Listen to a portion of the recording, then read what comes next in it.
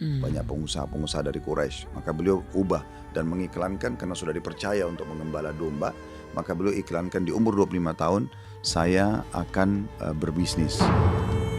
Itu Nabi SAW melamar Khadijah, seingat saya itu mahar beliau sekitar 20 ekor unta. Ya, unta itu di masa sekarang mungkin mobil mewah gitu ya. Iya, iya, Itu betul, mahar betul. yang beliau kasih. Jadi Nabi SAW sudah punya income. Nah, Dewan Syariah di perbankan syariah itu sebenarnya sudah menjadikan kita selamat dihisap oleh Allah hari kiamat. Karena mereka yang memfatwakan, bukan kita. Jadi mereka yang bertanggung jawab gitu, Tentu Ustaz. saja. Nah, permasalahan dalam kripto dan sejenisnya ini nggak ada produknya. Oke. Gitu kan. Dia nggak ada nyata depan mata. Awal mula Ustadz tuh memilih jadi Ustadz dan memilih jadi pengusaha itu karena apa? Ya, jadi Daging talks to learn. Assalamualaikum warahmatullahi wabarakatuh. Kita sudah bersama Ustadz Khalid Basalamah, salah satu Ustadz yang banyak menginspirasi banyak orang juga, dan salah satu pengusaha yang hebat juga.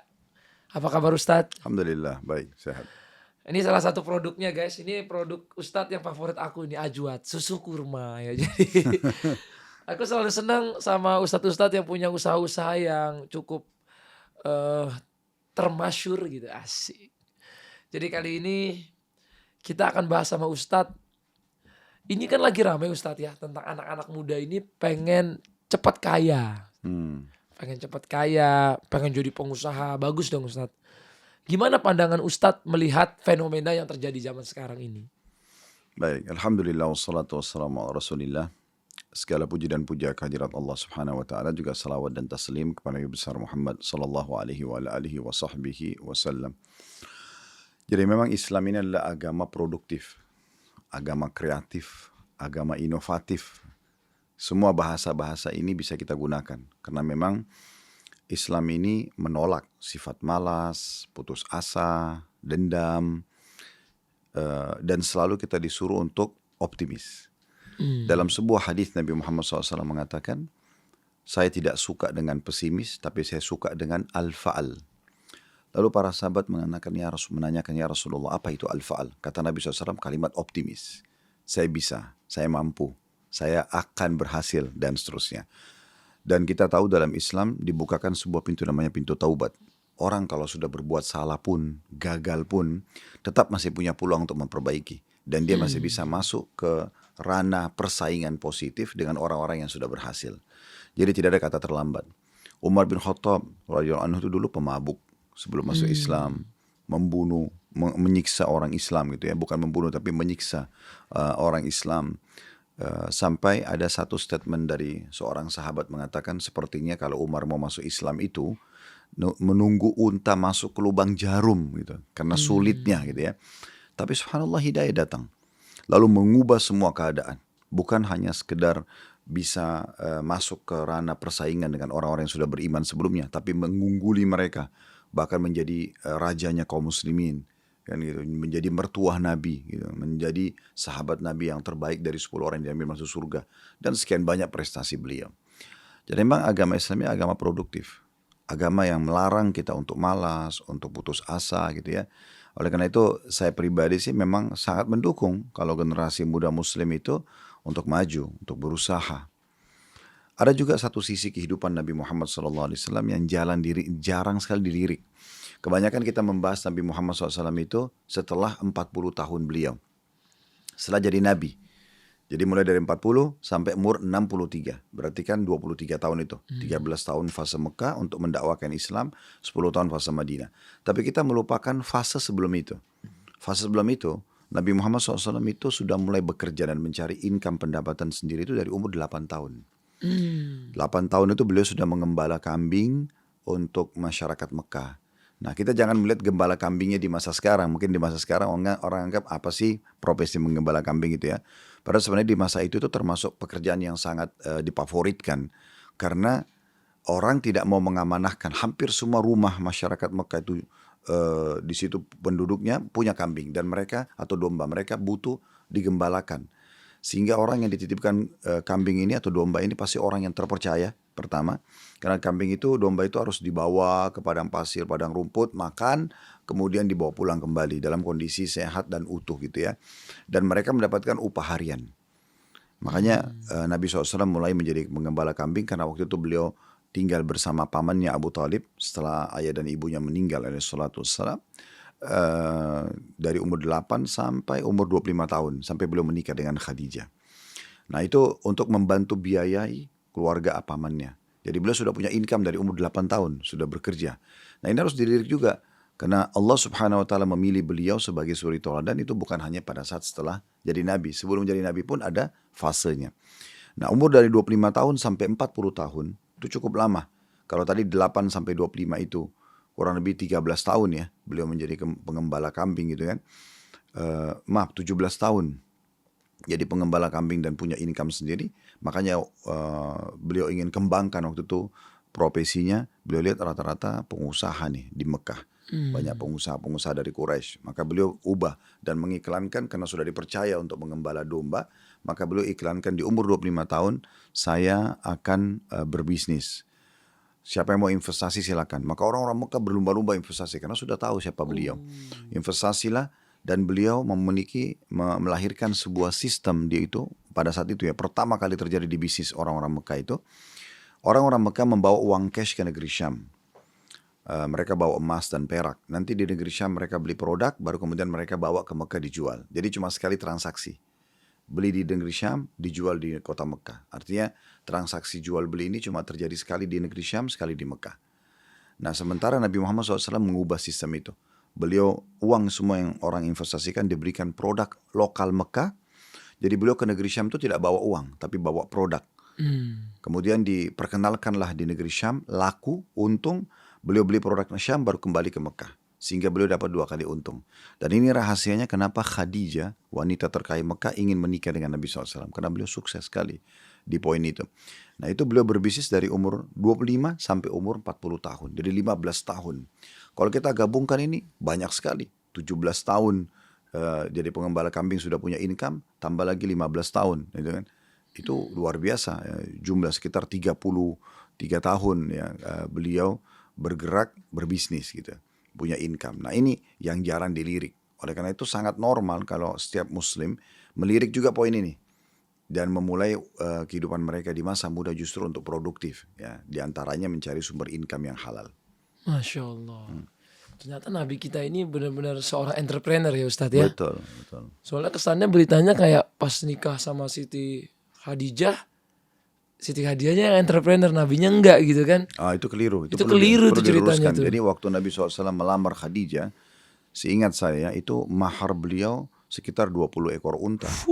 Ya, unta itu di masa sekarang mungkin mobil mewah gitu ya. Iya betul. Itu mahar betul. yang beliau kasih. Jadi Nabi SAW sudah punya income. Bukan beliau nikah gratis karena menikah dengan wanita kaya. Betul beliau menikah dengan wanita kaya, tapi bukan berarti Khadijah yang membiayai hidup beliau gitu. Tapi justru Nabi SAW tetap berposisi sebagai seorang suami yang mulia gitu. Allahumma sholli wa sallim Sayyidina Muhammad. Makin ngefans saya sama Nabi Muhammad Ustadz. Masya Allah. Masya Allah, Masya Allah. Nah Ustadz, kalau di zaman sekarang ini kan banyak juga, salah satunya orang tuh kalau mau jadi pengusaha bisa juga memilih menjadi investor Ustadz. Ada yang investor di saham, ada yang investor di kripto, ada juga yang investornya di emas. Intinya kan berinvestasi Ustadz. Karena kan kalau duit itu katanya kalau disimpan terus lama-lama duit itu nilainya akan berkurang. Bagaimana menurut Ustadz tentang investasi kripto, saham, emas dan lain-lain? Sebenarnya kalau kita bicara masalah investasi boleh dalam Islam. Dan memang sudah diatur dalam fikih Islam tentang masalah itu. Kita ada namanya mudharabah, sistem bagi hasil. Misalnya Mas Hatta, saya ajak investasi, ayo kita buka restoran nih misalnya. Benar. Modalnya berapa? 5 miliar, 10 miliar. Oke, kita 50-50 ya modalnya misalnya. Nanti kita juga bagi hasil 50-50%. Untung rugi tanggung bersama. Untung 50-50%, ruginya sama juga. Itu namanya mudharabah. Dan itu sudah sangat masyhur di dalam bisnis Islam. Kita juga ada sistem murabaha. Murabaha itu kayak beli putus. Contoh, saya mau beli mobil nih. 1M, 2M, saya uangnya lagi gak cukup. Saya bilang, Mas Hatta bisa beliin saya gak? Mas Hatta bilang, oke, saya beli. Tapi Ustadz saya jual lagi ya. Misalnya modalnya 1 M, saya jual ke Ustadz 1,2 M ya.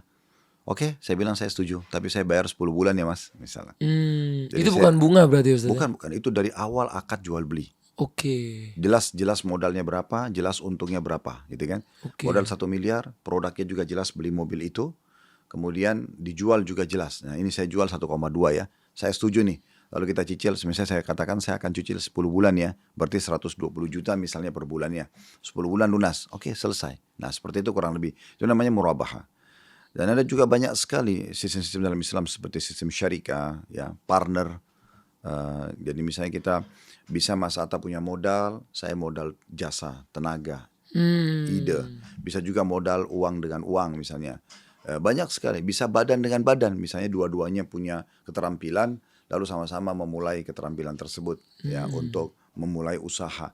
Jadi itu semua sudah ditata dengan rapi. Yang penting di dalam transaksi tersebut tidak ada unsur kezaliman, tidak ada unsur merugikan satu dari dua pihak, tidak ada unsur riba. Itu cukup banyak yang diajarkan.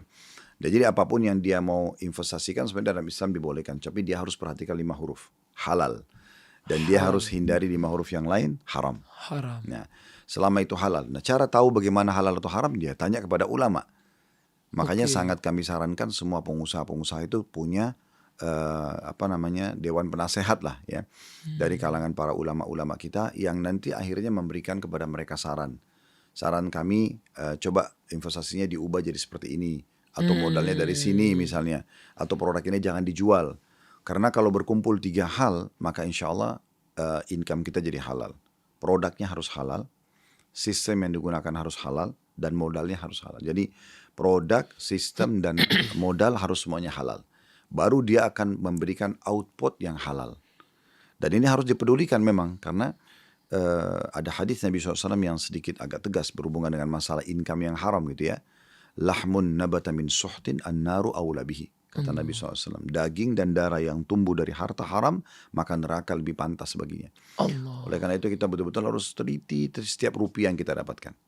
Dan manusia itu dalam masalah income ini, investasi atau mencari sumber income, atau biasa bahasa sederhana nafkah gitu ya, ujungnya membiayai diri sendiri dan keluarga, itu ada 4 golongan. Yang pertama itu yang paling mulia, sumbernya halal, dikeluarkan pada yang halal.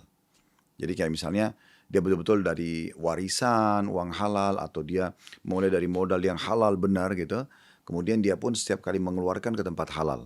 Contoh misalnya dia biayai istri anaknya, misalnya dia silaturahim keluarga, membantu keluarga, orang tua dan segala macam, membantu orang-orang miskin, membangun masjid, memenuhi kebutuhan dia sendiri, dia tambah investasi di usaha dia. Ini semua kan berarti sumber halal keluar pada halal. Ini yang paling terbaik.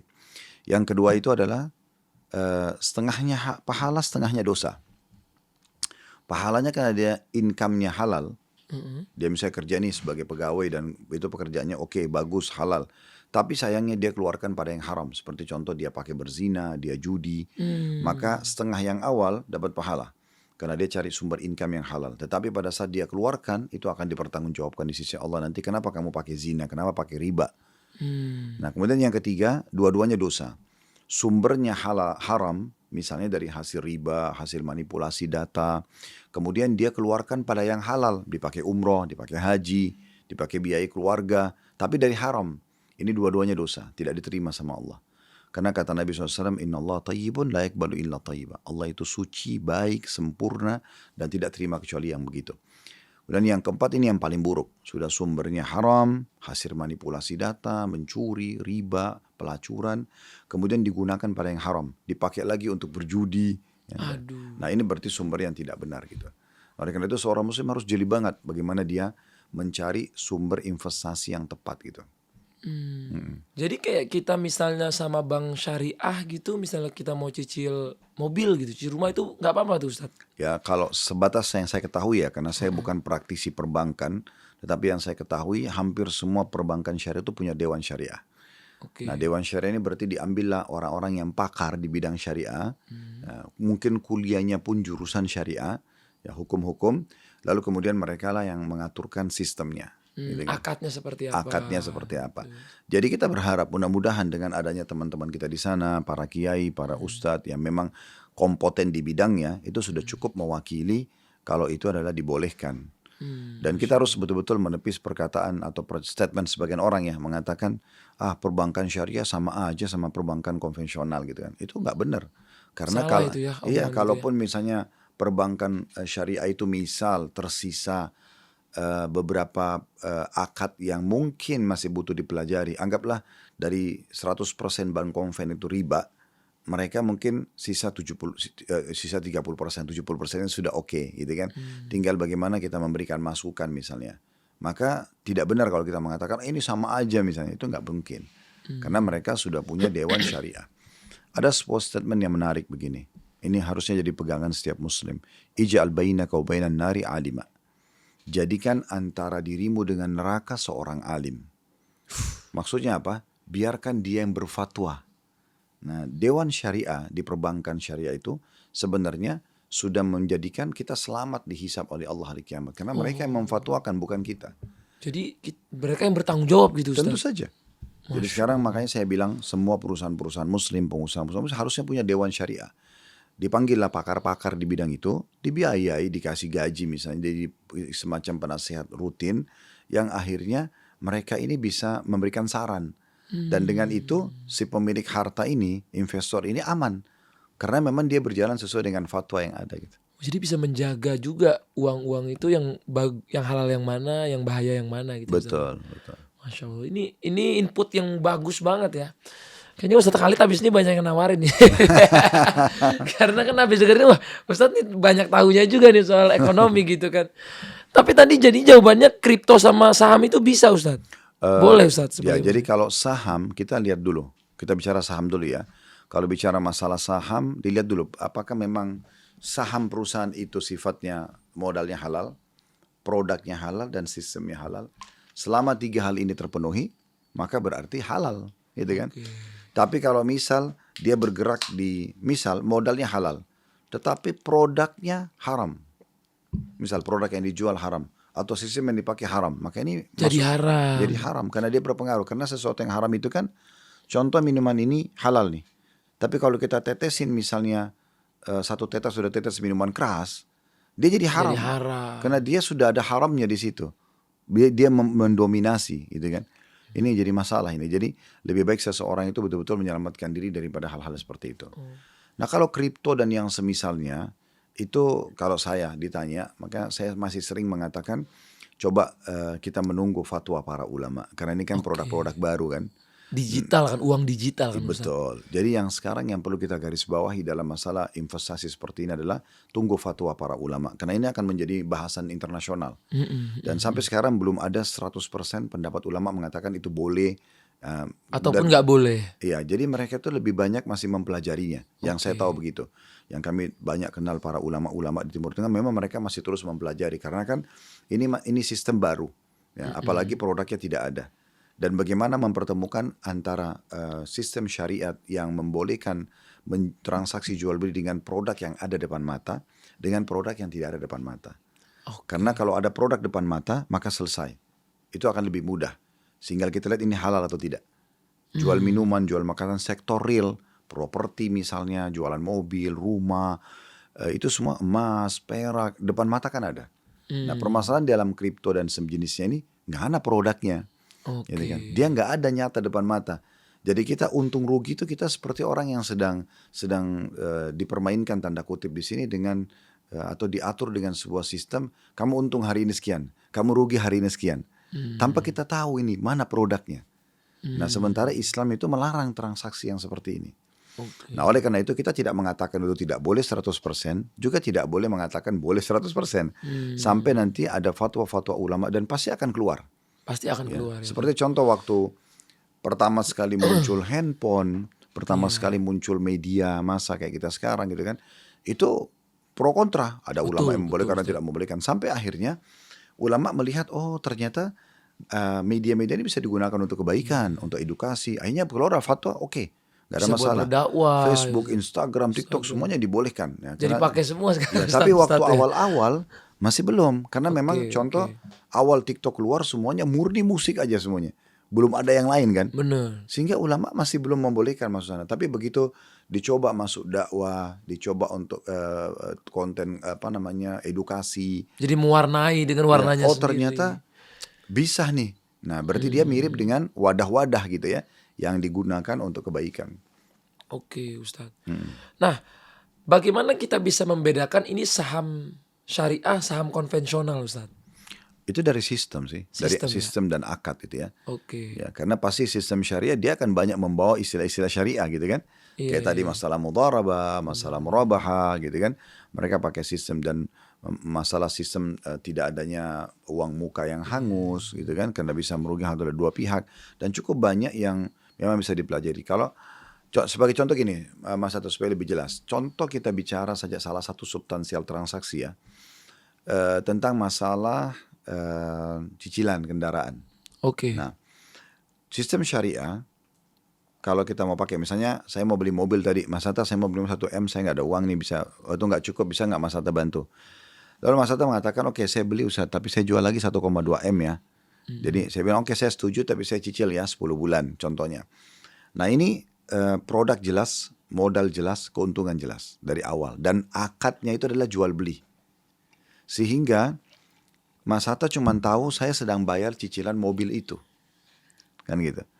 Nah kalau sistem konvensional yang ribawi, mereka caranya adalah, misal saya mau beli mobil nih, saya datang ke satu instansi atau Mas Hatta secara pribadi, lalu saya bilang beliin saya mobil ini ya.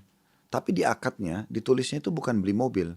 Akadnya itu Khalid Basalamah utang sejumlah 1M yang akan dibayar dengan bunga ya misalnya sekian, maka keluarlah 1,2M atau dibayar bunga setiap bulan sekian persen. Nah dalam Islam utang piutang nggak boleh berbunga. Oke, itu poinnya Ya, ya. jadi ada dua jenis transaksi dalam Islam. Transaksi yang boleh kita ambil keuntungan duniawi, dan ada investasi tidak ada keuntungan duniawi sama sekali, tapi dianggap investasi. Kalau investasi yang dapat keuntungan kayak tadi yang saya sebutin, mudharabah, murabaha dan beberapa jenis-jenis transaksi syariat yang dibolehkan. Bagi hasil atau misalnya beli putus tadi dengan keuntungan yang jelas. Dan ada investasi yang tidak boleh berkeuntungan, itulah utang piutang. Di utang piutang ini Mas Hatta, kita harus pahami baik-baik, terutama generasi muda muslim yang sudah masuk ke ranah bisnis gitu ya. Kalau ini betul-betul jenis investasi tapi kita murni mengejar pahala. Nah itu kelebihan agama Islam karena selalu dihubungkan dengan masalah akhirat. Sebagai contoh misalnya, kata Nabi SAW, siapa yang mengutangkan seseorang, mengutangkan ya, atau memberikan tenggang waktu, atau memaafkan utang seseorang, dia pemberi piutang, maka dia akan dapat naungan Allah pada hari kiamat, tidak ada naungan kecuali naungannya. Di mahsyar nanti orang kalau kepanasan, itu justru dia terlindungi di bawah arsy Allah. Karena dia diutangin orang. Karena dia mengutangkan orang.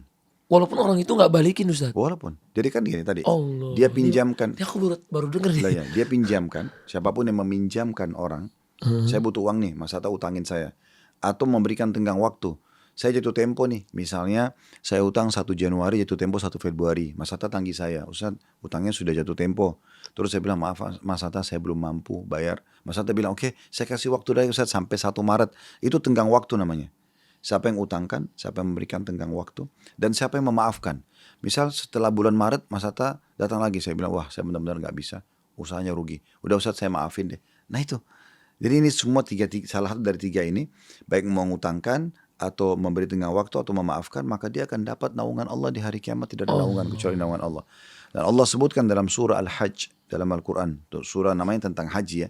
Di ayat-ayat pertamanya tentang bagaimana dahsyatnya di mahsyar itu.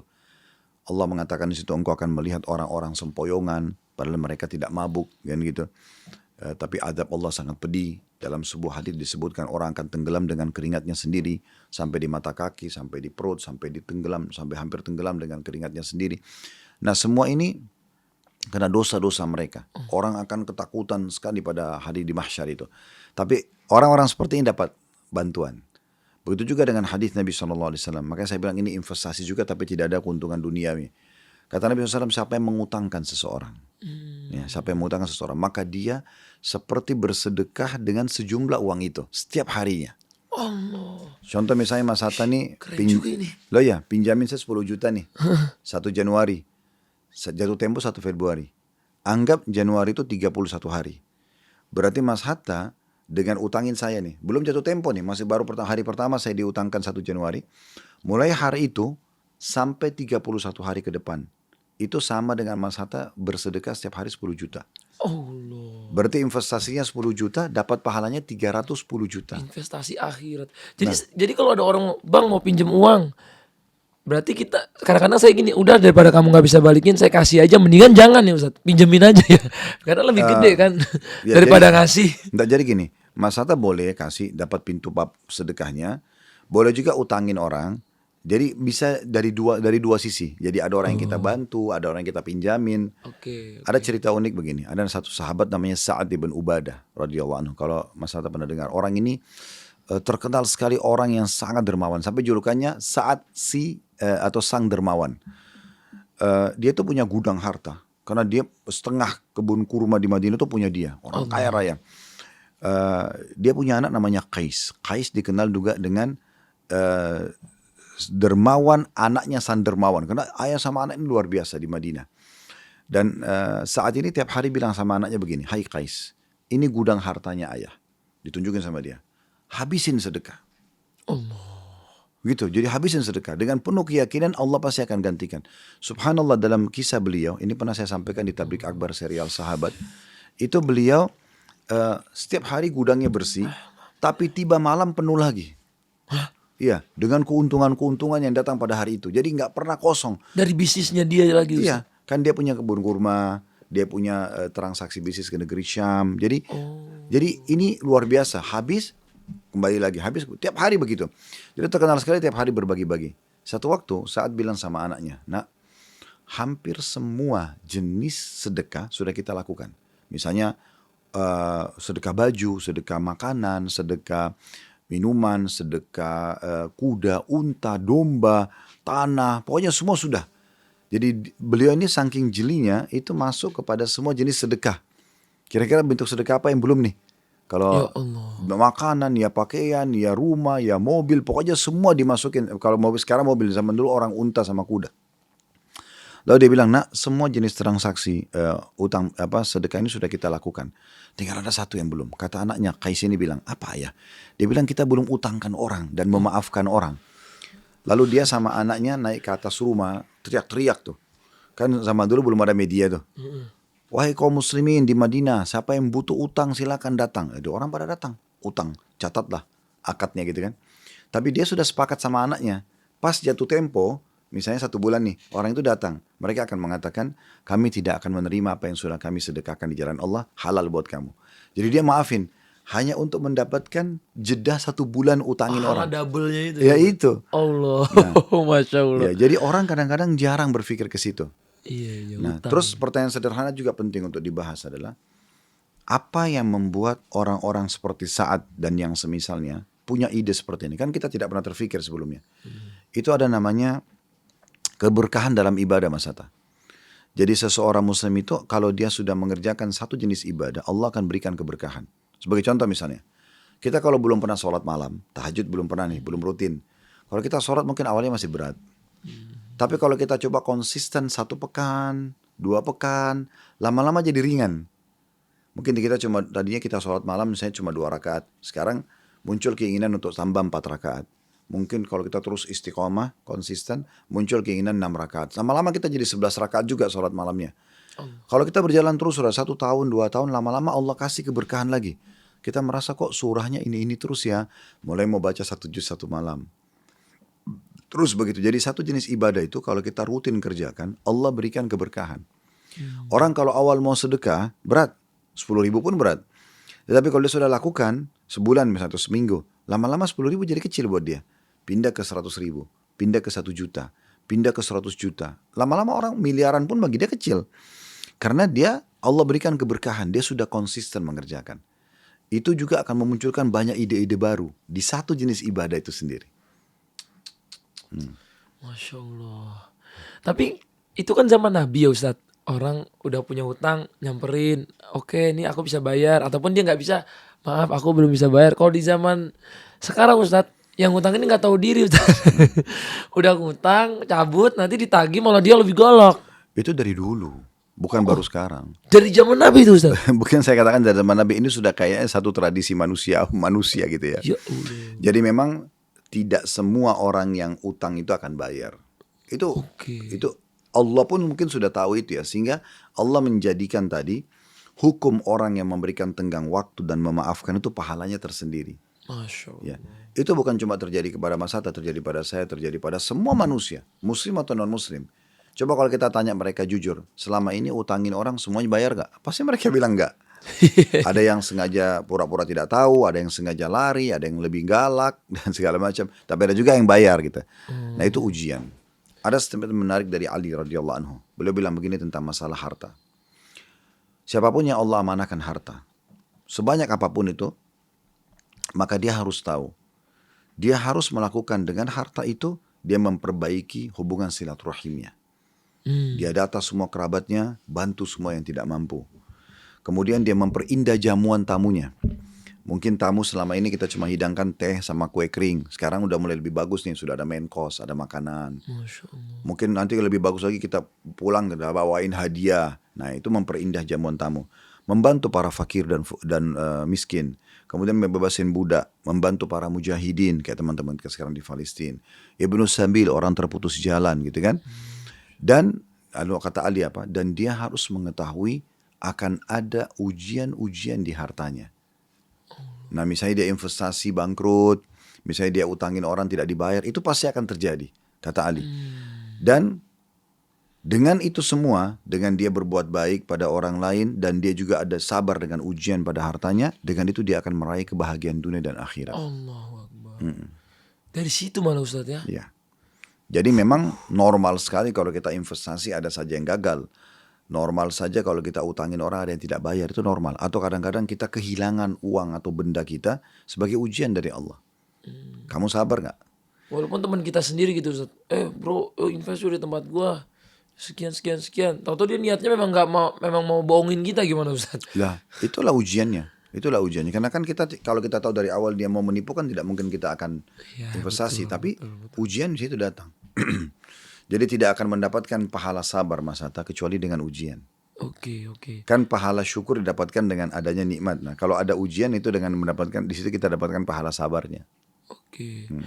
Berarti kalau kita berinvestasi nih Ustadz, tapi kita tuh masih 50-50. Ini tuh bakal untung 50%, rugi 50%, itu bukan judi kan Ustadz? Bukan. Kalau investasi bukan. Kalau judi itu... Tapi 50-50 nih Ustadz. Kemungkinan kita bisa rugi, bisa hilang duit kita, tapi kemungkinan juga bisa untung 2 kali lipat gitu kan. Kalau bisnis memang begitu sih. Iya. Kalau judi itu persentase kerugiannya lebih besar. Jadi kita taruh nih di meja judi 1 miliar.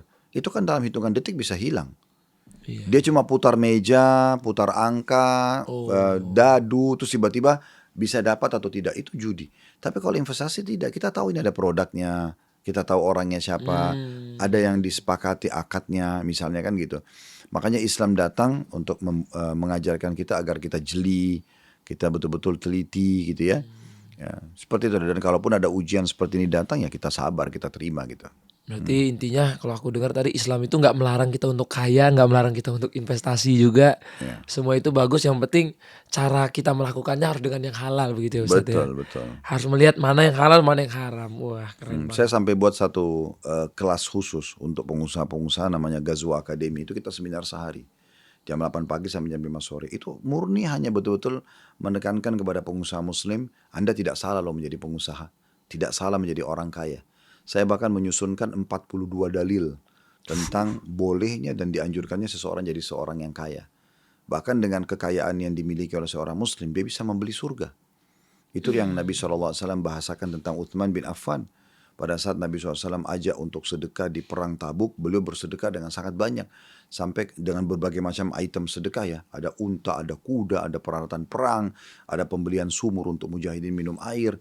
Sampai kata Nabi SAW tidak ada lagi yang bisa menghalangi Uthman setelah perbuatan hari ini untuk masuk ke dalam surga. Dan memang orang bisa membeli surga dengan hartanya. Sebagai contoh misalnya masjid. Sekarang saya kalau pergi sholat, azan nih saya pergi sholat, saya dapat pahala saya sendiri. Tapi kalau saya mau dapat pahala banyak, di ibadah yang sama, energi yang saya keluarkan sama, waktu yang saya juga gunakan sama, Itu caranya sederhana. Cuma memarketingkan ibadah itu. Saya ajak, ayo Mas Hatta sholat yuk. Saya ajak teman-teman tim, ayo kita sholat yuk. Rame-rame. Sekarang misalnya 10 orang ikut sama saya sholat. Maka saya dapat pahala. Saya juga dapat pahala 10 orang yang saya ajak. Tanpa mengurangi pahala mereka. Begitu yang disebutkan kata Nabi SAW. Siapa yang menunjukkan pada kebaikan, dia akan dapat pahala orang yang mengikutinya tanpa dikurangi dari pahala orang-orang yang mengikutinya. Maka saya dapat nih, misalnya saya dapat 10 pahala, karena saya bawa 10 orang yang lain sholat, maka mereka dapat 10 masing-masing, berarti saya dapatnya 110 dong. 100 dari mereka 10. Itu contoh saja angkanya gitu kan. Nah, bisa lebih besar nggak? Bisa. Orang kalau menjadi imam, dia dapat pahala semua orang yang sholat. Saya atau teman-teman yang saya ajak. Muadzin yang azan dapat pahala lebih besar lagi. Gitu kan. Tetapi karena dapat pahala imam dan makmumnya. Tapi ada orang yang dapat pahala semuanya. Siapa itu? Yang membangun masjidnya. Yang bangun masjid, yang biayai imam, kasih gaji, penuh kebutuhan, yang biayai muadzin, otomatis dia dapat pahalanya. Masya Allah. Ya. Walaupun dia sudah meninggal misalnya, masjidnya masih dipakai, maka pahalanya jalan terus. Nah, bagaimana bangun masjid kalau nggak punya uang? Iya betul. Contohnya, jadi ada hubungannya. Saya sampai hubungkan di 42 alasan menjadi orang kaya itu atau orang sukses. Ada hubungannya dengan 2 kalimat syahadat. Bagaimana kita bisa memasukkan Islam orang dengan harta kita. Bagaimana kita bisa tadi membangun masjid untuk misalnya di rukun Islam yang kedua sholat. Zakat itu dan haji. Disebutkan oleh Nabi SAW bagi yang mampu. Ini bukan berarti orang bersembunyi di kata-kata, oh bagi yang mampu. Berarti saya belum mampu, gak usah saya pikirin zakat dan haji. Keliru. Dia harus jadikan itu sebagai sebuah tantangan. Iya. Supaya rukun Salah Islamnya benar. pengertian. Iya. Jadi kalau sekarang saya mustahik, orang yang layak menerima zakat, kapan saya jadi muzaki? Saya harus mengeluarkan zakat supaya saya meninggal sementara saya sudah menyempurnakan rukun Islam. Haji juga bukan cuma nonton orang pergi haji, tapi dia berdoa sama Allah supaya dia juga bisa diberikan kesempatan sehingga ada upaya dia untuk mendapatkan itu. Puasa Ramadan kita bisa raih pahala banyak sekali dengan uang. Kita puasa dapat pahala, tapi kalau saya buka puasain orang, memberikan minuman, makanan, segala macam. Bahkan di hari-hari kita sekarang ini, kita bisa meraih sebanyak yang kita mau. Bukan cuma di kota kita. Di seluruh Indonesia kita bisa tinggal cari restoran terbaik. Ada keluarga di Surabaya, telepon restoran baik, kita transfer online, kirim makanan ke sana ya, ke masjid ini ya. Seluruh Indonesia bisa. Seluruh dunia bahkan bisa. Di masa sekarang kan. Kita sekarang mau buka puasain orang di Mekah, sementara kita di Indonesia. Bisa banget. Banyak yayasan sosial sana udah buka peluang untuk menerima buka puasain orang misalnya. Mereka sudah punya sufrah. Sufrah itu kayak plastik yang diletakkan untuk buka puasain orang ya. Diletakkan di lantai, baru ditaruh di lantai masjid, kemudian ditaruh kurma dan beberapa kebutuhan buka puasa gitu. Masya Allah. Ini banyak ilmu-ilmu baru nih Ustadz yang kita pelajari di sini. Tapi bener nggak ya Ustadz kalau emas itu salah satu investasi yang disarankan oleh Nabi? Ataupun dalam Islam gitu, investasi emas. Benar. Jadi memang emas itu adalah komoditi yang tidak akan pernah berubah. Dan dia milik internasional. Maksudnya internasional itu, sekarang kalau kita investasi uang, misalnya rupiah kan punya Indonesia saja. Ya. Ada beberapa mata uang kayak euro, kayak mungkin dolar, mungkin dipakai internasional. Tetapi tetap aja itu adalah mata uang Amerika atau mata uang Eropa gitu kan. Tapi kalau emas ini milik semua orang.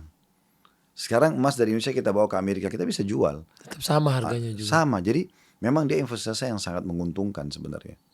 Ya. Katanya kita juga harus mengeluarkan zakat malnya kan Ustadz dari emas. Dari Zakat emas yang mal kita itu ada tahu. pada emas, pada perak, dan 2 hal ini yang menjadi tolok ukur zakat harta uang kertas kalau masa kita sekarang. Jadi sama tolok ukurnya. Kurang lebih kalau sudah 1 tahun harta kita haul namanya ya. Misalnya Ramadan ke Ramadan. Kemudian mencapai selama 12 bulan itu nisab, kadar minimalnya 85 gram emas. Standar selama 12 bulan maka kita keluarkan 2,5%. 2,5%. Begitu juga di tahun depannya lagi Ustadz. Selama emas itu masih kita simpan, kita harus keluarin terus 2,5%. Betul. Karena memang dia nggak pernah turun emas itu.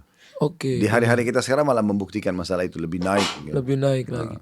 Dan kalau misalnya kita udah sisi ini Ustadz 2,5%. 2,5% ini menurut Ustadz sekarang dianjurkannya kemana nih Ustadz? Itu Allah sebutkan di salah satu ayat Al-Quran, ada 8 golongan yang menerima zakat. Jadi memang kalau zakat itu gini, supaya lebih mudah difahami. Zakat sama sedekah itu beda fungsi. Oke. Walaupun kalau kita itlaqkan, kita sebutkan sedekah, zakat masuk dalamnya. Tapi zakat kan sifatnya wajib bagi yang mampu. Kalau sedekah kan itu Siapa aja siapa boleh. saja boleh. Zakat itu itemnya terbatas, sementara sedekah itemnya tidak terbatas. Seperti kalau kita mau zakat baju nggak bisa. Ya. Betul. Misalnya jenis bajunya gitu kan. Kalau di sedekah boleh saja gitu kan. Jadi memang terbatas. Kemudian fungsi daripada zakat adalah pensucian harta.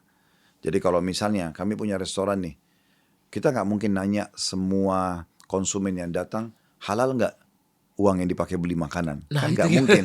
Nah sekarang bisa saja uang dari pelacuran, dari riba, ya dari pencurian. Nah bagaimana caranya sekarang harta itu sudah bercampur, kita nggak tahu. Maka zakat mensucikannya. Oh. Jadi zakat itu pensucian pendapatan kita dalam 1 tahun. Kalau sedekah itu lebih kepada memperbanyak harta. Oleh karena itu kita harus bedain nih. Di Misalnya booster ya. Kalau Iya. sedekah booster berarti. Boosting harta. Ya, dia betul-betul memang untuk memperbanyak harta dia. Makin banyak kita sedekahkan jalan Allah, maka makin besar sekali peluang untuk mengembalikan. Cuma bedanya dia nggak ada syarat-syarat. Kayak syarat itu kayak ini. Kan kalau zakat haul 1 tahun. Kalau ini bisa tiap hari. Tidak ada batas, tidak ada kadar minimal nisab 85 gram emas. Kalau sedekah tidak ada. Tidak ada juga persentase. Di sini zakat 2,5%, ini bisa 100%. Misalnya Mas Hatta punya 100 miliar, semua mau disedekahin, halal-halal saja. Tidak ada larangan. Tapi kalau zakat terbatas 2,5%. Contohnya. Nah jadi sedekah itu lebih kepada memperbanyak harta. Kenapa kita bahas ini? Karena ada banyak pengusaha-pengusaha muslim. Karena datang juga di kantor, kami berbicara, nanya, konsultasi ya. Ada orang-orang muslim, Masya Allah zakatnya aja sudah puluhan miliar. Ada yang ratusan miliar, zakatnya aja. Berarti 2,5% dari hartanya. Berarti hartanya kan triliunan gitu kan. Iya. Nah sekarang kadang-kadang orang kena berpikir misalnya zakatnya 10M, 20M, 30M misalnya zakatnya doang. Lalu kemudian karena dia pikir ini besar, maka inilah yang dicicil sama dia untuk dikeluarkan dalam 1 tahun. Jadi dia nggak pernah sedekah, dia cuma mensosialisasikan zakatnya. Akhirnya dia dapat pensucian harta, dia belum mendapatkan memperbanyak hartanya dari sisi sedekahnya, gitu. Nah yang paling benar adalah yang paling tepat, makanya ada haul ya, misalnya Ramadan ke Ramadan, pas tiba jatuh tempo bayar zakat, udah dibayarin semuanya. Udah dikasih ke semua orang. Iya, ke semua orang atau ke yayasan sosial yang mungkin yayasan sosial nanti akan mengelolanya gitu kan. Oke. Akan memberikan kepada mustahik sesuai dengan daftar antri di tempat mereka. Tapi kita sebagai pemilik harta sudah lepas tangan, saya sudah kasih ya. Ke yayasan. Yayasan Yang penting ya. akadnya udah mengasih Betul. sekian ke yayasan. Betul. Oke. Nah itu berarti kita sudah alokasikan.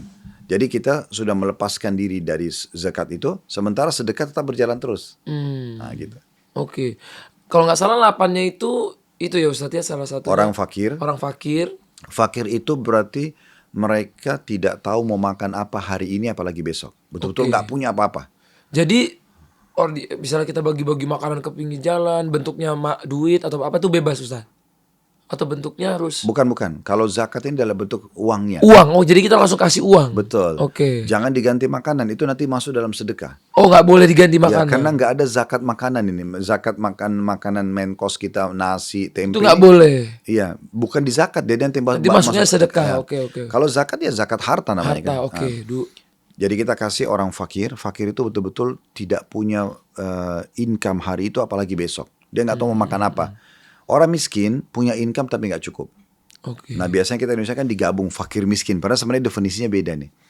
Orang miskin itu punya income. Contoh seseorang bekerja di kantor. Punya gaji. Punya gaji misalnya 3 juta. Sementara dia tuh punya istri, punya anak 2. Mungkin kebutuhan bulanannya 4 juta. Dia harus utang tiap bulan 1 juta. Ini orang miskin sebenarnya. Oke. Dia punya income tapi nggak cukup. Yang ketiga itu orang terlilit utang. Walaupun dia tadinya orang kaya raya, tapi sekarang bangkrut. Nah dia harus melunasi semua utang-utangnya. Ini juga termasuk penerima zakat, gharim. Yang keempat itu mu'allaf. Orang-orang yang baru masuk Islam gitu kan. Boleh. Nah itu boleh kita kasih. Yang kelima itu adalah pembebasan budak. Di zaman sekarang sudah tidak ada. Tapi zaman dulu tuh di Madinah, dulu ada pasar budak. Jadi orang-orang datang ke pasar budak lalu mengatakan saya mau beli budak ini. Berapa harganya? Misalnya 1 juta. Udah kita ambil kemudian kita bebasin di jalan Allah. Nah itu bisa kita dari zakat. Kemudian jihad di jalan Allah, berperang di jalan Allah. Itu kita bisa kasih. Zaman sekarang kan udah nggak ada berperang nih Ustaz. Ada di Palestina kan? Oh iya. Ya. Di Palestina itu ada sekarang kan kita bisa menyumbang untuk Palestina itu jihad juga. Ya. Kemudian Kalau pendakwah Ustaz hitungannya berjihad juga nggak? Dia kan jihad juga di jalan Allah. Kalau saya termasuk berpegang pada pendapat yang fisabilillah itu hanya jihad saja. Oke. Hanya jihad. Ada memang pendapat yang mengatakan makna daripada ayat dari 8 golongan itu fisabilillah itu adalah semua di jalan Allah. Tapi itu pendapat masih global. Karena dari awal itu orang fakir, orang miskin itu kan sabilillah semua sebenarnya. Tapi Allah sebutkan secara khusus fisabilillah ini adalah jihadnya. Oke. Adalah jihadnya. Nah begitu juga dengan Ibnu Sabil. Ibnu Sabil itu orang terputus jalan. Ibnu Sabil, ya. terputus jalan. Ya kayak contoh misalnya gini. Ada orang dari Surabaya datang ke Jakarta. Terus di stasiun dia dirampok. Dia nggak punya apa-apa nih. Terus datang ke kantor Mas Hatta. Mas Hatta bantu saya transport untuk ke Surabaya. Nah itu Ibnu Sabil. Itu bisa terima zakat. Bisa kita kasih zakat. Karena dia memang terputus jalan. Dia nggak punya apa-apa. Dia nggak bisa lagi gitu. Contohnya. Nah jadi memang terbatas pada golongan-golongan ini. Beda dengan sedekah. Sedekah itu nggak ada batasnya. Bebas. Sedekah boleh kepada orang tua kita yang kaya. Misalnya Boleh tuh Ustaz. Iya, sedekah namanya. Zakat nggak boleh kan? Zakat jangan. Ke kakek, nenek boleh nggak zakat? Nggak, jalur langsung ke atas, jalur langsung ke bawah nggak boleh. Paman juga nggak boleh. Paman boleh, kita jalur ke samping. Oh. Jalur ke atas itu ayah, ibu, kakek, nenek. Jalur Itu ke nggak bawah boleh. itu anak, cucu, cicit. Oke. Tapi kalau paman samping ya, samping orang tua kita, paman, tante, Adik, kakak. samping kanan kiri kita, adik kakak, ponakan kita, anak saudara tuh nggak ada masalah. Oke. Katanya orang berhutang juga bisa ya? Ya, tadi Keterima terlilit zakat. utang. Terlilit utang. Ya, itu termasuk boleh. salah satunya. Kalau ini Ustadz misalnya untuk guru. Misalnya ada kan pengajar-pengajar di pesantren. Atau pengajar-pengajar yang dia tuh sukarela. Mereka tuh bahkan nggak digaji gitu kan. Profesi mereka bukan jadi tolok ukur dalam syariat. Tapi apakah dia masuk dalam 8 golongan atau tidak. Oke. Mau dia guru, mau dia supir, mau dia ART. Yang penting masuk dia termasuk 8 golongan itu Iya, apa kalau enggak? dia masuk berarti dia dapat. Kalau dia nggak masuk berarti dia nggak boleh dikasih. Oke, jadi misalnya guru ini memang dia susah fakir. Ya boleh terima duit. Boleh, gitu, Ustadz. boleh. Oke. Tapi yang perlu digarisbawahi, zakat mal adalah mal, harta. Oke. Jadi jangan diganti ke baju, Iya, ke makanan, kasih dia uangnya. Itu zakat mal. Oke, oke. Nah, kalau misalnya kita di tahun-tahun dulu Ustadz ada yang lupa Ustadz, gimana tuh Ustadz? Misalnya kan kita ada salah perhitungan atau mungkin kita baru 5-6 tahun ini baru ngerti. Misalnya dulu-dulu tuh ada yang lupa Ustadz. Kita akumulasikan, jadi perkirakan. Misal contoh, saya mulai berkembang usaha 10 tahun terakhir contohnya. Nah, kira-kira misalnya pada tahun 10 tahun yang lalu itu mungkin omset saya atau pendapatan saya sekian. Kita Ataupun belum ada omsetnya gitu. Nah, kalau belum ada berarti kan belum masuk. Tapi kalau sudah ada hitungannya, maka supaya kita tetap lepas hisab hari kiamat, kita prediksikan. Oh gitu. Oh memang kita prediksikan ternyata dia bisa sekian. Misalnya pada saat itu 2,5%-nya itu sekian. Oke, kita coba keluarkan, diakumulasi lalu kita keluarkan. Sama kayak ini ya Ustadz, kalau kita ada dulu-dulu misalnya puasa kita kayaknya ada yang nggak sah atau sama batal. juga. Jadi kita Perkirakan berapa, kemudian kita bayar walaupun dicicil gitu. Wah, luar biasa guys. Oke, mungkin ini kita masuk terakhir ya Ustadz. Ini mungkin teman-teman itu kan banyak yang nggak tahu ternyata Ustadz Khalid ini seorang pengusaha ya. Kalau aku lihat udah punya travel, sudah punya usaha tempat makan dan lain-lain. Awal mula Ustadz tuh memilih jadi Ustadz dan memilih jadi pengusaha itu karena apa? Ya, jadi saya sebenarnya terinspirasi dengan cerita Nabi Muhammad SAW tadi yang saya bilang di awal. Jadi ada satu sisi kehidupan beliau yang banyak umat Islam tidak lirik, yaitu beliau adalah pengusaha yang sukses, entrepreneurship yang luar biasa gitu ya. Karena beliau tadi bisa melahirkan di tahun pertama beliau mulai terima investasi dan mulai berdagang ke negeri Syam di umur 25 tahun, beliau sudah ciptakan sistem baru gitu kan. Yaitu uang yang diinvestasikan dijadikan produk Mekah, kemudian dibawa ke negeri Syam dijual untung, lalu kemudian dibawa produk Syam ke Mekah lalu untung lagi. Jadi 2 kali untung gitu. Ini menandakan berarti ada sebuah pesan di situ. Nabi SAW dididik oleh Allah SWT untuk menguasai perekonomian, baru kemudian beliau dinobatkan jadi Nabi. Kan begitu. Jadi ada poin ini yang memotivasi saya. Dan memang saya melihat harusnya tokoh-tokoh agama itu justru ada di baris depan untuk menjadi contoh bagi umat ini. Oh ternyata kita memang dianjurkan, bukan cuma dibolehkan, dianjurkan dalam Islam untuk punya income yang halal. Sampai ada satu sahabat, itu pernah jalan di hadapan Nabi SAW dalam kondisi keringatan banget gitu kan. Dia dalam kondisi seperti orang habis kerja keras. Lalu sahabat yang lain di sebelah Nabi bilang begini, ya Rasulullah, andai saja yang dibuat oleh orang ini dihitung di jalan Allah, berpahala nih. Kata Nabi SAW, siapa yang keluar mencari keluar mencari income untuk memenuhi kebutuhan anak-anaknya, maka dia di jalan Allah. Siapapun yang keluar untuk memenuhi kebutuhan kedua orang tuanya, maka di jalan Allah. Siapa yang keluar untuk memenuhi kebutuhan dia sendiri, itu juga di jalan Allah. Dan siapa yang keluar untuk pamer, untuk sombong, maka di jalan syaitan. Jadi, dan terlalu banyak hadits-hadits Nabi SAW yang memerintahkan sesungguhnya sebaik-baik income bagi seseorang, kata beliau dalam hadis Bukhari, hadis sahih, adalah yang dia makan dari hasil kerja tangannya sendiri. Dan ketahuilah Nabi Allah Daud makan dari sumber income-nya atau hasil kerja tangannya sendiri. Banyak sekali hal-hal seperti ini yang memotivasi hidup saya gitu. Dan saya berpikir, ya saya harus bisa menjadi contoh. Dan saya berharap mungkin sebatas lingkup saya saja ya. Saya juga bukan pengusaha besar gitu ya. Saya pokoknya dalam lingkup di alam saya ingin menjadi contoh di teman-teman da'i. Ayo, kita bukan cuma hidup dari amplop ceramah kok. Kita bisa berusaha. Kita bisa menjadi contoh bagi masyarakat. Kita tunjukkan realita kejujuran itu seperti apa. Profesionalisme dalam bekerja itu seperti apa. Karena memang ini semua dicontohkan oleh Nabi SAW. Jadi kita ini pewaris Nabi. Kita harus bisa menjadi contoh bagi manusia seperti ini loh. Nah, jadi itu yang memotivasi. Akhirnya saya coba berusaha gitu kan. Tapi Selain daripada itu memang ada jiwa bawaan kali ya. Karena ayah saya dulu memang pengusaha di Kota Makassar. ada basicnya. Iya, dan beliau memang dulu kontraktor juga. Sehingga saya tidak tahu, mungkin alami. Saya dari kecil sudah suka berdagang. Di antaranya waktu kami masih di kampus dulu, saya melihat kok teman-teman ini di kampus Madinah ya, waktu masih S1 waktu itu. Kok waktu itu kami libur Kamis Jumat. Kalau hari Kamis itu atau hari Jumat kami sudah ngumpul di lapangan olahraga. Ada yang main basket, ada yang main bola, ada yang berenang dan segala macam.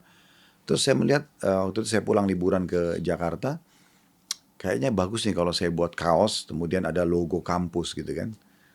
Terus saya coba beli, saya masih ingat waktu itu tahun 91 gitu ya. Jadi itu pertama kali Ustadz mulai bisnis, Iya, mulai usaha. waktu itu. Terus saya lihat kok, saya ke Tanah Abang waktu itu, lihat ada baju kaos masih murah banget, satu lusin 33.000 waktu itu kan. Oke. Sudah, terus saya beli, saya coba sablon, masih biaya 1000-an berapa sablonnya waktu itu.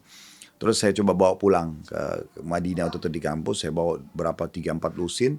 Saya coba tawarin teman-teman, kok habis gitu kan. Oke. Iya, kok pada suka dan memang dipakai pada saat lagi olahraga gitu kan.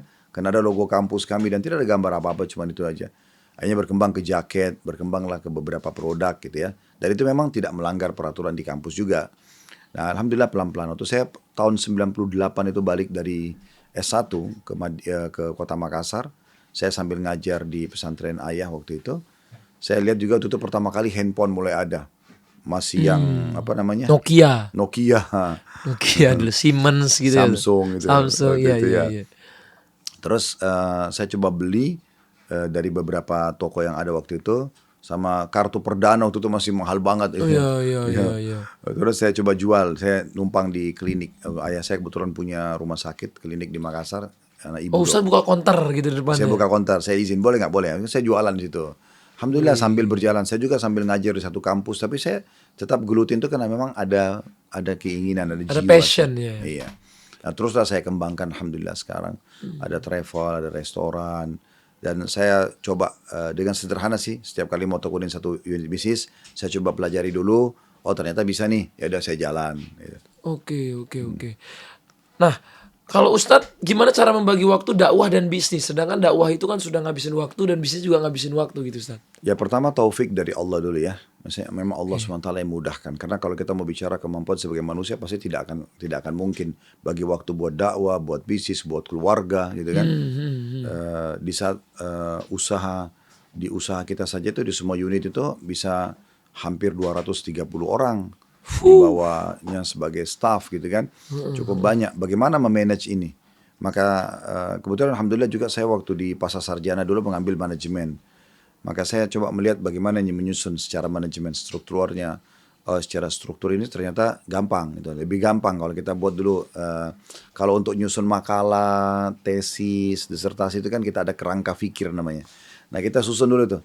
Oh ternyata saya sebagai owner bisa tinggal di bawahnya GM, general manajernya, kemudian di setiap unit nanti ada manajernya, manajernya melapor ke GM, GM melapor ke saya, gitu kan.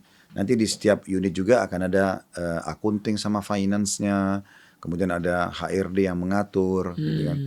Nah, kemudian di bawahnya lagi ada di manajer, di bawah ada lagi staff-staffnya. Kalau restoran itu kayak ada waitress, ada chefnya dan segala macam. Nah, semua itu dari kita, saya coba buat dulu kerangkahnya itu.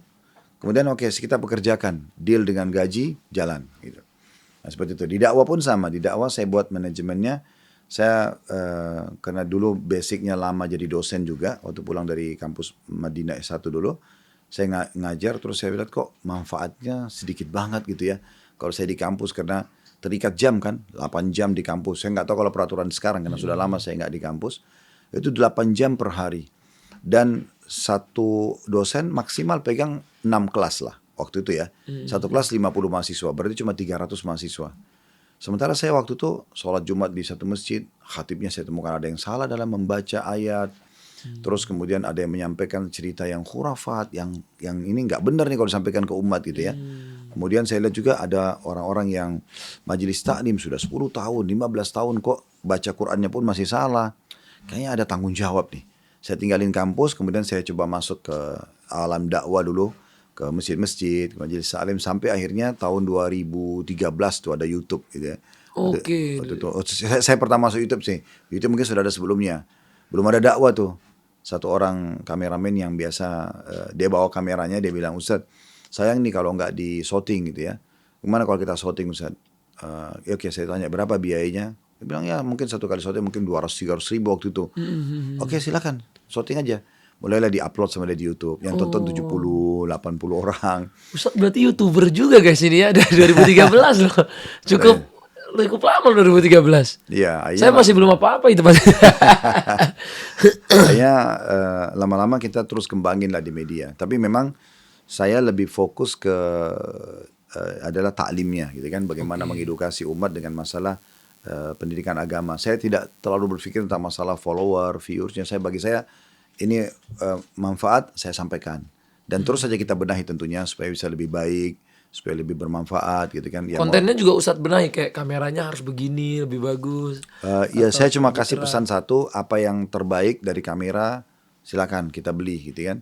Dan kalau ada yang mau nyumbang juga untuk dakwah kita terima gitu kan.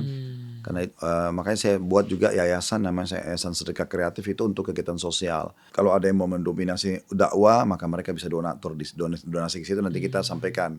Kita akan memberikan kamera, memberikan ini dan memberikan itu misalnya. Nah, itu terus kita kembangin gitu. Oh, kita kayaknya memberikan mic boleh nih. Soalnya setiap yang Ustadz sampaikan bisa masuk nih bahalanya ya kan. Ya nggak Im? Kita kayaknya harus kirim mic Im. Mic dari kita ya Ustadz. Biar ini pahalanya mic tempel sama mic ini Im, kirim ke sana Im. Sedekah kreatif. Kan kreatif banget nih kalau kirim mic. Mungkin terakhir Ustadz buat anak-anak muda di luar sana yang mungkin yang nonton nih, banyak pengusaha muslim juga. Apa sih yang membuat anak-anak muda ini bisa berhasil menurut Ustadz? Dan kenapa juga mereka itu bisa gagal? Jadi bagaimana mereka bisa berhasil?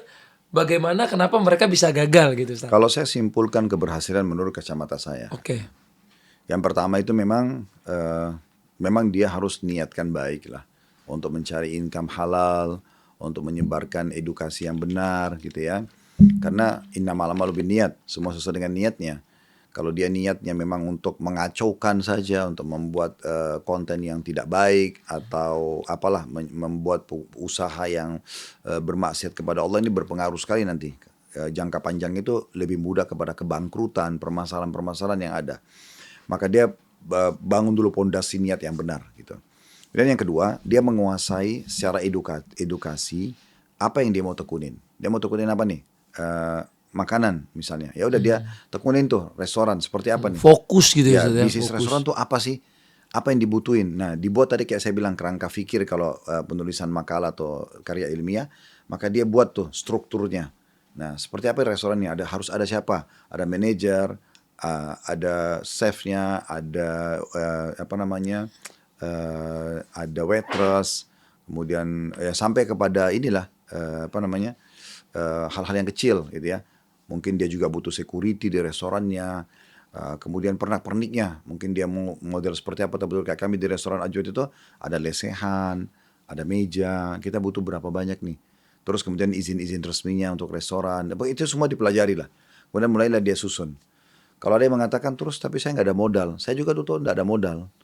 Tapi saya kebetulan kedatangan seorang teman, beliau dari Jordan, punya anak waktu itu 3 orang waktu itu, sahabat dekat saya. Lama kami berteman tapi belum tahu kalau profesi dia suka masak gitu. Kemudian dia bilang sama saya, Ustadz Khalid, saya merasa income saya di kantor ini gak cukup untuk biaya 3 anak. Oke, jadi gimana? Bisa gak kita sama-sama buka usaha? Usaha apa? Saya biasa jualan makanan Timur Tengah. Oh ya udah, coba seperti apa? Saya mau tes dulu rasanya. Dibuatin lah sama dia makanan. Kok enak gitu. Kadang-kadang saya cuma bilang, coba tambahin sedikit ini, coba kurangin ini. Karena saya juga suka kuliner kan. Dan lama di Saudi sekitar 7 tahun. Jadi saya juga tahu tesnya di sana. Akhirnya sepakatlah kami untuk waktu itu di Kalibata City. Waktu pertama sekali masih dari pabrik bata, berubah jadi apartemen. Mallnya pertama kali itu. Ada perhitungannya waktu itu karena 14.000 unit apartemen di atas. Kalau 1 unit beli 1 shawarma aja, ini 14.000 shawarma per hari gitu kan. Iya, hitungannya gitu. Iya, matematika. Ini udah ngidupin semua pegawai dan segala macam. Kita mulailah buka pada saat itu, berjalan. Walaupun akad saya dengan beliau hanya kami pisah masing-masing, saya terus kembangin sendiri, beliau juga kembangin sendiri. Tapi ide awalnya seperti itu waktu muncul. Nah, jadi saya tekunin lah restoran itu seperti apa, dan sekarang alhamdulillah sudah 15 tahun berjalan. Akhirnya restoran ini Iya, Ajwad ini ya. ya, sudah 15 tahun dan terus kita inovasikan apa yang bisa kita kembangkan, kebutuhan masyarakat seperti apa, dan kita juga buka investasi bagi yang mau buka kerjasama gitu kan. Tapi kita lebih kepada kerjasama, jadi kami yang mengelola semua manajemennya supaya tidak keliru, karena makanan ini kan salah tes sedikit orang akan Ngamuk. bukan ngamuk sebenarnya, Kecewa, Ustaz. kecewa dan Nggak dia balik lagi. nggak balik lagi karena kita sedang menjual test foodnya kan. Nah itu jadi kita harus hati-hati sekali. Jadi saya sarankan yang kedua tuh menguasai bidangnya dan tidak usah terlalu banyak bercabang dulu. Fokus ke satu, sudah berjalan, bisa dibuka cabangnya atau apa saja, baru pindah ke unit-unit usaha yang lain. Nah yang ketiga itu harus melibatkan orang-orang yang ahli di bidang itu. Kayak kami misalnya kami panggil GM, memang GM yang memang bidangnya dia itu. Manajernya manajer di bidang itu sehingga mereka bisa menjalankan ya semuanya lah sampai kepada hal kecil, HRD bidang HRD sendiri, accounting dan finance sendiri misalnya, mereka tuh memang bidang-bidangnya masing-masing sehingga berjalanlah roda itu gitu. Nah saya juga tadi bilang masalah modal ya, jadi modal itu saya bilang sama teman saya tadi, ayo kalau bisa masak bisa. Sampai saya sempat bilang sama teman saya kembali ke poin tadi dulu ya. Kamu bisa masak gak kalau 1 ekor kambing? Oh bisa. Berapa biaya? Saya ingat tuh 400.000 waktu itu masih. Ini cerita 15 tahun yang lalu ya. Ya masih murah tuh 400.000. 500.000 tuh sudah dengan nasinya dengan segala macam. Oke, kok enak gitu. Hanya saya ingat betul tuh pertama kali saya ajak jemaah investasi di Kemang waktu itu. Di kajian kami di Kemang. Saya bilang sama ibu yang punya rumah, Bu maaf Bu, insya Allah hari Senin nanti kebetulan saya ada makanan Timur Tengah, ibu nggak usah siapin konsumsinya jemaah biar dari saya aja. Oh baik Ustaz. Oke, setelah mereka coba kok enak banget ya. Terus saya bilang saya rencana mau buka restoran Timur Tengah. Waktu itu butuh 500 jutaan. Subhanallah di hari yang sama langsung ada investasi 500 juta itu. Langsung dikasih pada saat itu. Ada yang ibu-ibu yang datang kasih 300 juta, ada yang 100 juta. Jadi 500 juta terkumpul, kita mulailah bergerak di Kalibata City itu. Jadi sebenarnya modal itu bisa kita dapatkan asal proposal kita bagus. Dan kita punya skill juga ya Ustaz. Iya betul. Dan kita meyakinkan orang. Kayak tadi kan saya memang buatin test foodnya. Kemudian pada niat gitu ya, proposnya niat. Dan sebelum kita menawarkan itu saya sudah buat strukturnya. Nanti akan ada manajer restoran, nanti akan ada chefnya, ini chefnya, waitress kita butuh berapa orang, lokasi yang kita mau buka di mana. Sudah kita buat proposal sederhananya walaupun belum sempurna. Nah itu bisa untuk meyakinkan investor supaya bisa investasi. Kalau kita butuh investor, kalau kita nggak butuh investor sih ya tinggal bergerak sendiri. Oh, sekarang udah nggak butuh ya Ustaz ya? Sebenarnya bukan tidak butuh, karena sebesar apapun usaha tetap saja investor itu bisa lebih mengembangkan lagi ya. Misalnya kayak kita sekarang buka kesempatan untuk Ajwad Resto, Ajwad Store, travel Uhud Tour, itu semuanya kita buka. Siapa saja muslim yang mau kerjasama silakan. Oh bisa gitu Iya, ya. tapi kita lebih kepada kerjasama sistemnya supaya Oke. kayak contoh restoran, kalau hanya sekedar franchise saja, takutnya dia mengurangi kualitas daripada bumbu misalnya, atau ya karena mungkin dia mau beli lebih murah sayur atau apa saja untuk meraih keuntungan lebih. Ini banyak terjadi di franchise gitu. Atau mungkin kita pada saat buka franchise kurang kurang kontak dengan antara pusat dengan franchise ini, nanti akhirnya banyak yang tutup, kesan juga dirugikan. Iya, Tapi iya. kalau kita yang mengambil alih semuanya manajemennya, mereka tinggal investasi, maka itu jauh lebih menjanjikan. Dan pengawasan full juga. Itu dia guys ya. Tapi ini bukan aku nggak di endorse ya guys ya. Jadi memang aku tuh setiap bulan puasa kalau berkeluarga, karena bapak sama ibuku tuh suka kambing. Cuman kambing ajwat ini yang menurutku lembut sama nggak bau. Ini aku bukan di endorse ya. Maksudnya itu memang aku order. Nanti ini Ramadan bukber pertama set ajwat. Biasanya ntar keluarga aku datang tuh suka banget kambing Ustaz. Makanya anaknya 11. Tapi memang apa ya, ada pesan secara agama juga, karena mungkin background saya dai ya. Di restoran Aujat itu memang kita jualan domba atau kambing. Ada alasannya. Kenapa? Karena saya penasaran kok kenapa Nabi Ibrahim waktu mau menyembelih Nabi Ismail diganti domba. Bukan kambing. Kenapa bukan, maksudnya kenapa bukan sapi, Oke, bukan oke. unta gitu kan? Ada rahasia apa di domba atau kambing? Karena kambing sama domba ini satu jenis lah ya. Terus Nabi Muhammad SAW pada saat Idul Adha itu dicatat dalam hadis Bukhari berkurban dengan domba jantan. Bahkan disebutkan ciri-cirinya, domba bertanduk, bulunya putih, bagian mata dan keempat kakinya berbulu hitam. Jadi disebutkan itu secara detail. Nabi SAW berkorban dengan 2 ekor. Ada apa? Dan Idul Adha serta 3 hari sesudahnya hari tasyrik. Jadi 4 hari ini kita tidak boleh puasa. Hukumnya haram puasa di waktu ini. Kita dianjurkan makan, hari makan. Dan yang kita makan hewan kurban kita. Berarti kan kalau ada persepsi mengatakan kambing atau domba makanan orang Arab, itu keliru. Ini makanan orang Islam. Ya. Karena memang tadi penyembelihan Nabi Ismail tidak jadi, diganti sama domba. Kita yang kedua punya akikah. Akikah itu mau Muslim, mau Arab, mau bule, mau orang Melayu di Asia atau orang hitam di Afrika. Pokoknya anak laki-laki 2 ekor kambing atau domba. Anak perempuan 1. Berarti, dan dianjurkan makan sebagiannya. Berarti kan dia hewan yang disuruh makan gitu ya. Secara syariat itu. Belum lagi ada hadis juga Bukhari menyebutkan, ini yang ketiga alasan kenapa kita jualan kambing ya. Nah itu karena dikatakan Nabi SAW paling gemar makan paha kambing. Jadi memang kita fokusnya itu kepada adanya spiritual, ada ritualnya, Ada sunnahnya. ada sunnahnya di situ. Belum lagi saya coba cek di lapangan, kok orang kadang-kadang kami di yayasan itu kan di Idul Adha sering bagi-bagi daging kurban. Tapi kalau kita kasih kuponnya kambing, mereka nanya masyarakat kita, ada sapi nggak? Iya. Ditanya kenapa? Ya, kambing itu bau, kolesterol, darah tinggi, gitu-gitu. Semua yang negatif-negatif. Loh, kok bisa? Saya coba survei dan Ke cek. dokter gitu ya. Secara ilmiah itu nggak ada. Iya bener, aku juga nanya ke salah satu dokter gizi itu, dia bilang juga begitu, nggak ada katanya. Nggak ada. Jadi itu persepsi yang jadi ternyata cara mengelolanya yang keliru. Penyembelihan yang keliru tidak sesuai dengan sunnah. Contoh misalnya domba atau kambing mau disembelih tapi diperlihatkan pisaunya. Jadi dia stres dulu sebelum mati. Oh, pisaunya kelihatan. Lah iya gitu kan. Karena ada sahabat dulu, dia mau sembelih domba di masa Nabi Muhammad SAW. Dombanya ditidurin baru diinjak perutnya sambil dia asap pisau. Jadi domba itu lihat. Nabi waktu lihat SAW, Nabi bilang, apakah kau akan menyembelihnya 2 kali? Kenapa kau nggak lakukan asap pisau sebelum ini? Kita nggak boleh liatin senjata, pisau yang kita pakai. Halus ya Nabi itu, Iya. halus banget. Jadi domba itu digiring, kalau makan tidak boleh diganggu, nggak boleh diseret-seret gitu kan. Nggak boleh disiksa gitu. Iya, jadi dia ditidurin, kemudian dalam kondisi dia tenang, dia tidak lihat darah. Kalau kami biasa adakan sembelihan di Adhafam namanya. Ada satu perusahaan juga kita buka untuk itu, untuk melayani hewan kurban. Jadi kita sampai ajak jemaah, ayo jemaah siapa yang mau ikut jembeli dombanya sendiri silakan, kita ajarin caranya. Jadi domba itu kalau habis disembeli, yang dipindahin ke satu titik yang lain, ditutup sama spanduk besar, darahnya dibersihkan, baru domba baru masuk. Jadi dia nggak tahu kalau temannya sudah disembeli di situ.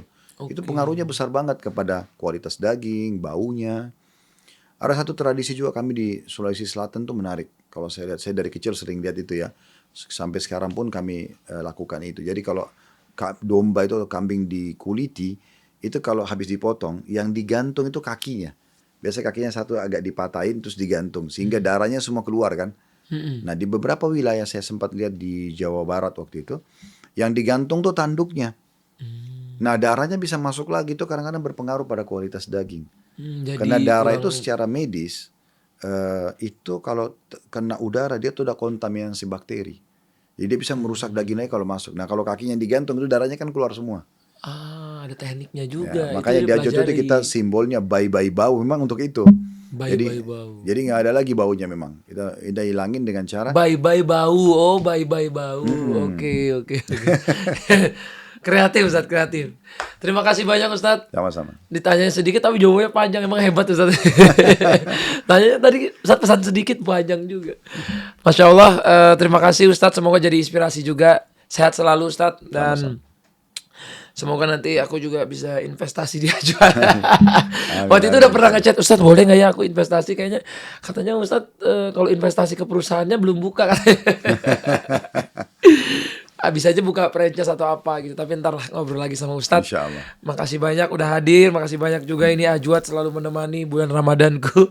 Sehat selalu Ustadz. Berkah terus. Assalamualaikum warahmatullahi wabarakatuh. Waalaikumsalam.